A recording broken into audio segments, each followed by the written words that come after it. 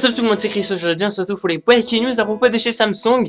Et bien du nouveau smartphone, ça fait longtemps quand même que je voulais dire ça à propos du Samsung Galaxy S5 et non le S4 avec la nouvelle enfin, le nouveau smartphone de chez Samsung de haut de gamme qui va apparaître très prochainement. Nous avons pas de date mais nous avons des fiches techniques qui ont un peu volé, c'est-à-dire on va dire des sortes de fuites de chez ces constructeurs là. Je voudrais vous dire que ces fiches techniques révèlent quand même des choses plutôt très intéressantes et à laquelle je vais vous les dire. Alors c'est encore rien n'est officiel, mais alors soit prendre à la pincette, mais moi honnêtement je prendrais pas vraiment la pincette parce que c'est vrai que ça paraît plutôt réel ce genre de choses.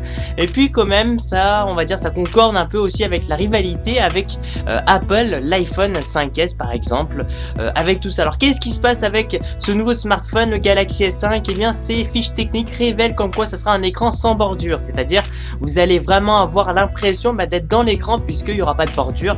Ça peut paraître relou sur certains téléphones portables comme serait l'iPhone. Moi j'ai l'iPhone et t'as carrément des espaces noirs tout autour et t'as pas que l'écran quoi, alors que là ça sera vraiment l'écran en entier. Il y aura vraiment pas de bordure grisaille en fait autour, donc ça sera plutôt ça sera chouette, un peu comme une sorte d'écran incurvé. Attention, c'est pas un écran incurvé, c'est un écran simple. Un écran incurvé, c'est à dire qu'il faut aussi sur le côté un peu un écran souple en fait finalement, qui arrivera aussi bien sûr comme je vous l'avais déjà dit, je crois pas que c'était avec HTC mais c'était avec LG, le LG G2 je crois, alors, un truc comme ça. Bref, donc qui comportera le Galaxy S5, un lecteur d'empreintes digitales aussi. Alors attention, ça sera pas sur l'écran. D'ailleurs au début la firme, enfin Samsung en fait au début voulait absolument rendre un lecteur d'empreintes digitales sur tout l'écran, mais finalement ça coûtait trop cher hein. Le prix du revient de l'appareil et surtout de la vente en fait au niveau des appareils, ça allait coûter trop cher, c'était quasiment impossible après de les vendre. Donc en fait si vous voulez, le lecteur d'empreintes digitales va se situer en bas de votre smartphone et pour le déverrouiller il suffira tout simplement un peu comme sur le par exemple Apple ou même sur tous les Samsung hein. Moi je dis ça parce que bon j'ai l'Apple dans ma tête parce que j'ai l'iPhone, mais bon j'étais chez Samsung avant, bon on s'en fout un peu, mais voilà, moi il n'y a pas du tout de préférence, c'est ce que j'essaie de vous dire. Et donc si vous voulez, donc va falloir de gauche à droite en fait votre écran pour le déverrouiller. Et on va dire que si vous avez activé en fait le lecteur d'empreintes digitales, et bien il va en fait analyser votre empreinte en faisant ça. Donc c'est plutôt sympathique parce que vous allez pas vous en rendre compte. C'est-à-dire que vous allez le déverrouiller normal comme si vous n'avez pas de mot de passe, mais en fait il va détecter votre empreinte digitale. Donc j'ai trouvé ça très intelligent de leur part de faire ce genre de choses. Donc déjà il y a pas mal de choses intéressantes. L'écran sans bordure, excusez-moi, avec un lecteur digital. Ce qu'il faut savoir aussi c'est qu'il n'y aura pas de bouton home, c'est-à-dire ce sera vraiment que un écran. Après ça dépendra aussi de ce que vous en pensez.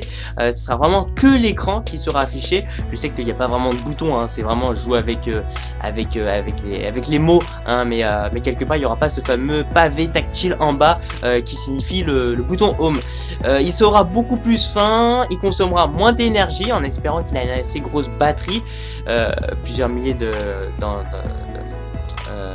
milliampères, excusez-moi, avec aussi au niveau de la sensibilité, elle sera grandement améliorée, c'est-à-dire que le tactile, normalement, voilà, votre téléphone sera beaucoup plus sensible que celui du Samsung Galaxy S4. Bien sûr, on attend tout ça, on va dire un peu le véridique, c'est-à-dire que l'annonce officielle par Samsung pour voir si c'est juste ce que je suis en train de vous dire, mais en tout cas, c'est vrai que ça a l'air de se confirmer petit à petit, donc des choses pour l'instant peut-être à prendre à pincette ou il y a une semaine, mais qui maintenant on va dire monte de plus en plus en grade et finalement va se révéler un peu vrai.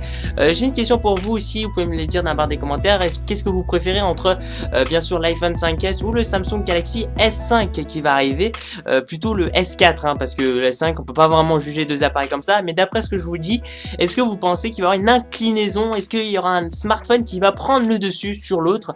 On pourrait aussi se la poser. Attention, moi je veux pas une guerre dans la barre des commentaires, c'est pas mon but. Moi personnellement j'ai eu des Samsung, j'ai eu l'un des tout premiers Samsung clavier, ça remonte il y a longtemps. J'ai eu le Samsung Wave, le 2 aussi, j'ai eu au niveau des iPhones, j'ai eu le iPhone 3GS, le 4 et puis c'est tout. Et puis au niveau des Samsung j'en ai eu un autre, un tactile, je me rappelle plus du nom, de toute façon c'est pas très intéressant. Bref, moi honnêtement je trouve que ça varie en fait, il y a du plus chez Samsung, il y a du plus chez Apple et après ça dépend aussi en fonction des personnes, c'est à dire une personne va peut-être préférer Apple parce que lui ça lui les fonctionnalités qui sont chez Apple lui convient plus plus que que chez Samsung ou un truc comme ça. Voilà, c'est vrai que ça peut paraître un peu étrange, mais il y en a qui préfèrent ça, donc franchement pas voilà, c'est le libre partage les gens, c'est le libre partage. Partagez vos connaissances, c'est ce que je fais sur YouTube. Voilà, merci. Merci de mettre un petit j'aime à la vidéo, ça fait super plaisir. J'ai dit n'importe quoi. De me suivre sur ma page Facebook personnelle, puis je vous dis à la prochaine. Ciao, ciao, peace out.